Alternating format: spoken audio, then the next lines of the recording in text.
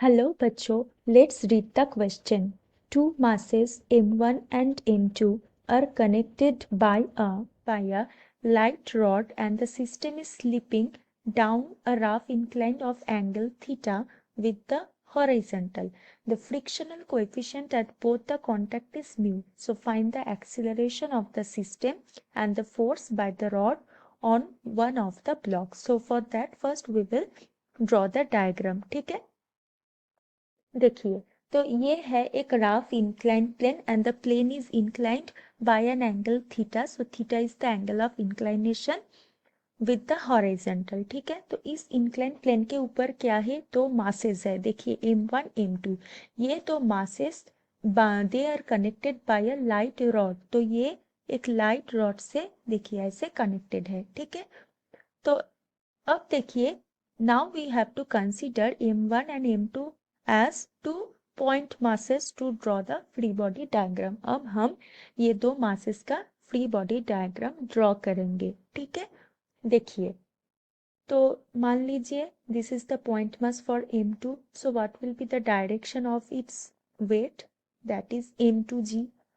ठीक है, समझ में आया. तो m2 के लिए ये जो इंक्लाइन प्लेन है, incline plane will exert a normal reaction force. So it will be r2. ठीक है, अब देखिए ये है थीटा, तो ये है m2g. तो m2g का दो कंपोनेंट होगा rectangular. So one will be opposite to r2 and this angle is also theta. So it will be m2g cos theta. ठीक है, इस डायरेक्शन में होगा, इसी डायरेक्शन में होगा m2g साइन थीटा.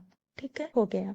अब देखिए यहाँ पे जो लाइट रॉड है m1 के लिए लाइट रॉड का टेंशन फोर्स का डायरेक्शन होगा टुवर्ड्स m2 एंड m2 के लिए लाइट रॉड का टेंशनल फोर्स का डायरेक्शन होगा टुवर्ड्स m1. ठीक है, दोनों के लिए ऐसे डायरेक्शन में होगा. समझ में आया. अब देखिए m1 m2 इंक्लाइन प्लेन के ऊपर है, तो ये दो मासेस का टेंडेंसी क्या होगा, to slide down over the surface. यहाँ पे मेंशन है, देखिए स्लीपिंग डाउन. तो एक्सीलरेशन का डायरेक्शन का मतलब क्या होगा, अलोंग द इंक्लाइन प्लेन होगा. ठीक है, इंक्लाइन प्लेन से मतलब टूवर्ड्स डाउनवर्ड डायरेक्शन इस तरफ होगा. ठीक है, so this is the direction of motion as well as the acceleration. ठीक है, अब देखिए सिमिलरली m1 का भी है. अब देखिए for m1 mass m1g is the weight vertically downward. ठीक है, m1g sin theta is the component of a1g along the inclined plane. m1g cos theta is the vertical component perpendicular or normal to the inclined plane. ठीक है, r1 is the normal reaction force on m1 due to the inclined plane. ठीक है, और mu r1 is the frictional force due to the contact between m1 and inclined plane. Mu r2 the frictional force due to the contact between m2 and the inclined plane. So these all are the direction of the forces. Now we have to write down the equation. पहले हम vertical components को लिख लेते हैं. ठीक है, तो देखिए m2 के लिए वर्टिकल कंपोनेंट्स क्या होगा, r2 and m2g cos theta, और कुछ नहीं है. तो लिख लेंगे r2 is equal to m2g cos theta. ठीक है, सिमिलरली m1 मास के लिए भी सेम ही होगा, r1 m1g cos. तो r1 is equal to m1g cos theta. ये हो गया वर्टिकल. अब लिखेंगे हॉरिजॉन्टल कंपोनेंट्स को. Now for the m2 mass horizontal components. देखिए m2 मास के लिए t का डायरेक्शन किधर है, t का डायरेक्शन इसी डायरेक्शन पे होगा. t m2 के लिए इसी डायरेक्शन पे होगा म्यू r2. ठीक है, m2g cos थीटा तो हो गया, और बचा m2g sin theta. m2g sin theta direction भी होगा इस तरफ, एक्सीलरेशन का डायरेक्शन भी होगा इस तरफ. ठीक है, तो acceleration tensional force and m2g sin theta all are along same direction and mu r2 that is the frictional force will oppose the relative motion. So this is in opposite direction. ठीक है, तो इसको हम लिख लेते हैं, देख लीजिए m2 mass into acceleration is the net force. So m2 है, पहले हम रफली यहाँ पे लिख लेंगे, फिर हम दूसरे स्लाइड पे जाके फेयर करेंगे, ठीक है। तो मास इंटू एक्सीलरेशन हो गया हमारा, ठीक है।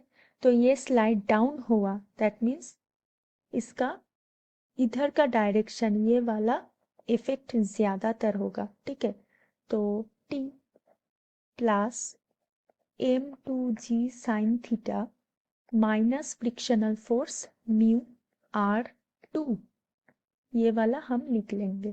तो m2a equal to t plus m2g sine theta minus mu r2 का वैल्यू है m2g कॉस थीटा, ठीक है। तो ये है इक्वेशन 1 लिखते हैं। अब हॉरिजॉन्टल इक्वेशन फॉर मास 1, तो अब हम थोड़ा मिटा देंगे, ठीक है, ताकि हम m1 का वैल्यू भी लिख सकेंगे फॉर m1।